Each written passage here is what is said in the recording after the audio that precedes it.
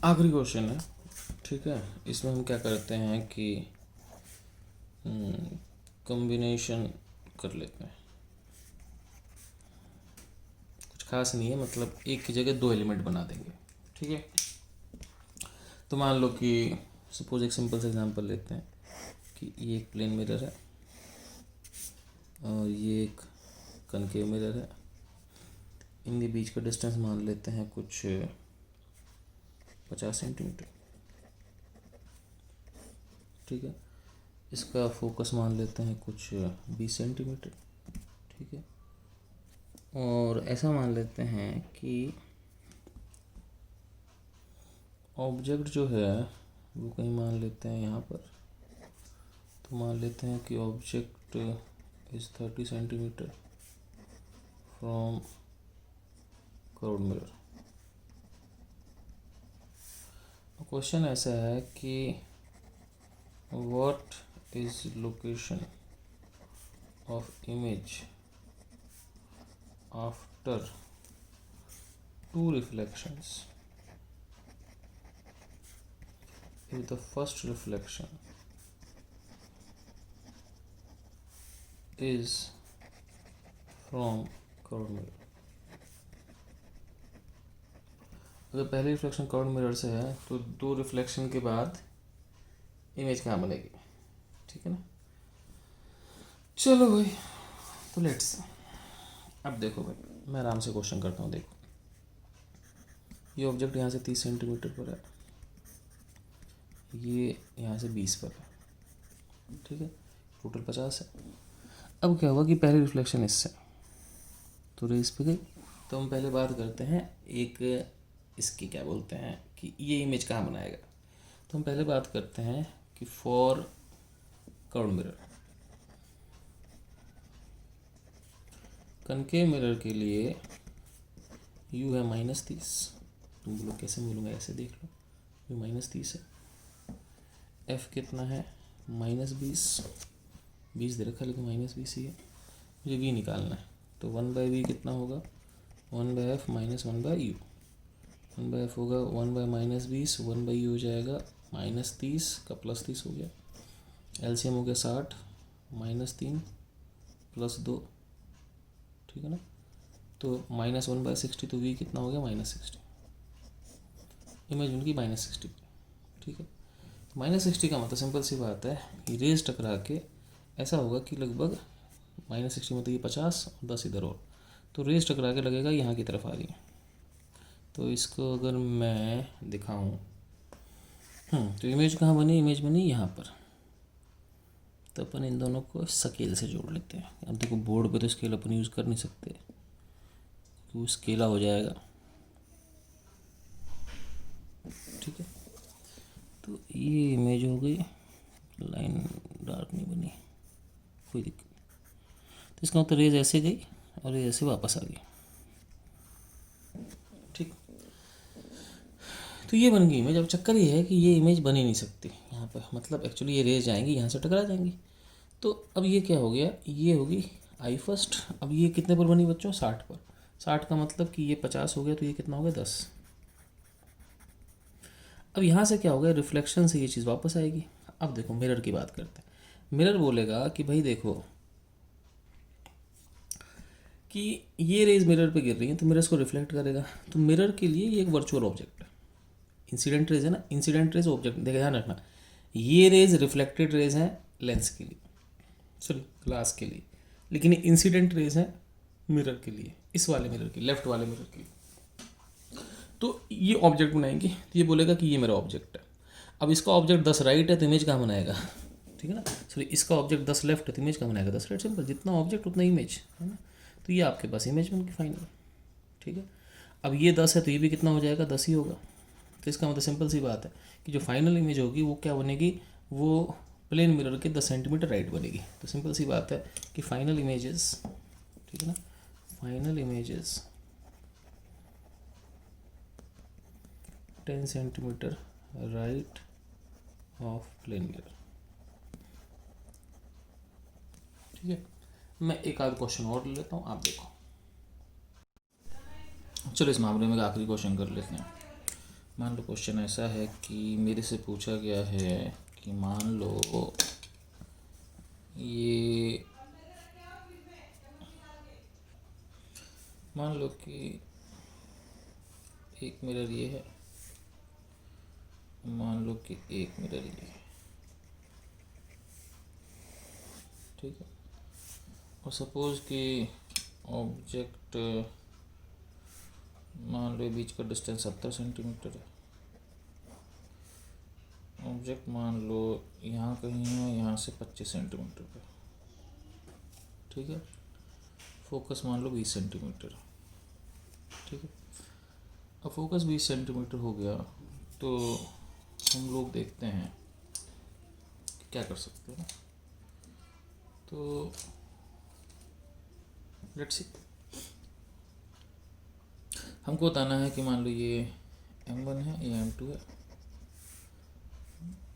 तो मान लो क्वेश्चन है कि where is final image,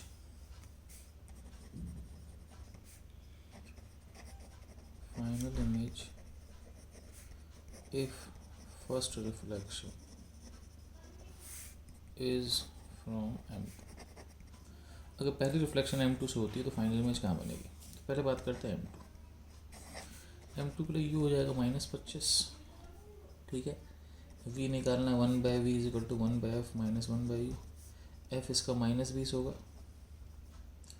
U हो जाएगा -25, तो 1/V कितना हो गया, 1/20, 1/25, 25 20 का एलसीएम हो जाएगा 100, 20 × 500, 25 × 4, -5 + 4, V आ गया 100, ठीक है। अब इसको डायग्राम में देखते हैं, ठीक है। इसमें जो रेज टकराएंगी तो ये रेज को रिफ्लेक्ट करेगा ताकि वो कहाँ मिले 100। तो ये 70 है तो मान लो 100 ही है कुछ, है ना। तो ये रेज को रिफ्लेक्ट कर देगा 100 में मिलने के लिए, ठीक है।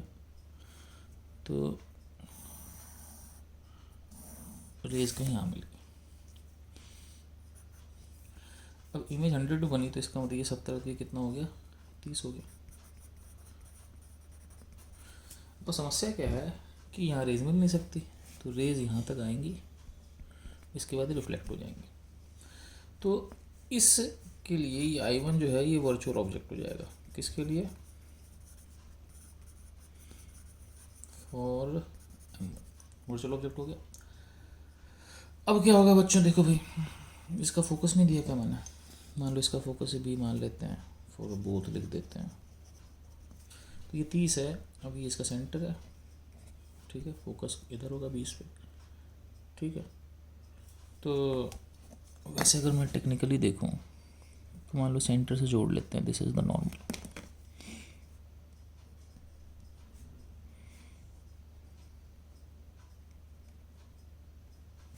ठीक है।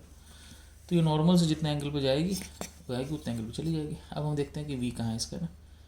तो हम लोग इसके लिए देखते हैं, तो ये इसके लिए वर्चुअल ऑब्जेक्ट होगा, इसका U कितना हो जाएगा +30, है ना।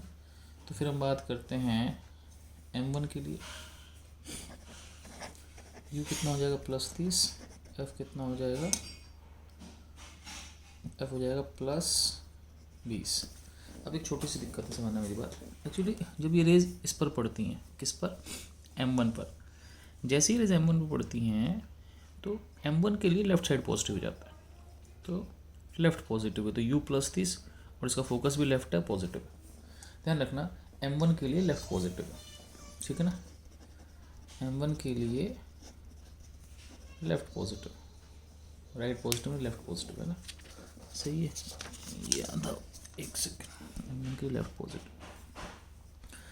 अब क्या करते हैं, इतना हो गया तो 1/V 1/F माइनस 1/U, तो 1/F कितना हो गया, F हो गया 20, U हो गया 30, तो 20 30 का एलसीएम 60 हो गया, 60 का 3 -2, V हो गया आपके पास 60 प्लस का, तो इमेज +60 पर बन गई, ठीक है।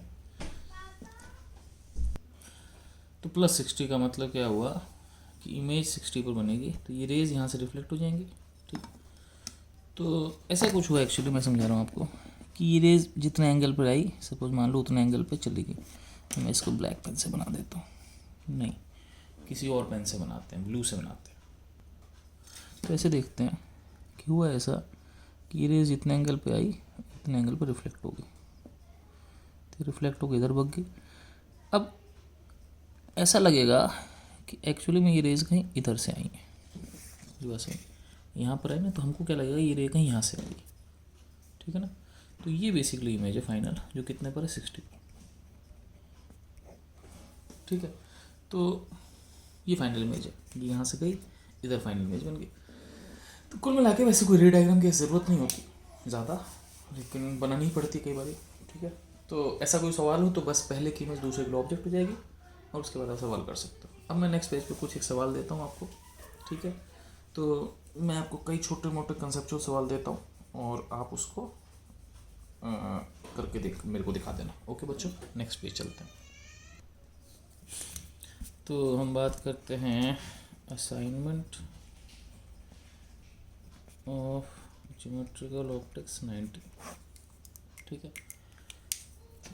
तो पहला क्वेश्चन ऐसा कर लेते हैं कि भाई ये 2 मिरर ले लेते हैं, ठीक है। अब इसका फोकस मान लो 20 है, ठीक है। अब ऑब्जेक्ट जो है मान लो इससे 60 सेंटीमीटर पे, कहीं मान लो फ़र्क कुछ नहीं पड़ता, इसको M1 मान लेते हैं, इसको M2 मान लेते हैं, और इनके बीच की दूरी 40 से 100 सेंटीमीटर मान लो। तो क्वेश्चन ये है कि फाइंड रिफ्लेक्शन, नहीं, find image after second reflection if first is from M1। अगर पहले M1 से होती है तो दूसरी रिफ्लेक्शन के बाद इमेज कहाँ बनेगी, ठीक है। ठीक है, अब कुछ बहुत सिंपल सा क्वेश्चन है, ठीक है। तो आपको बताना है कि क्या होगा, ठीक है। तो मान लो क्वेश्चन है कि for real object in convex mirror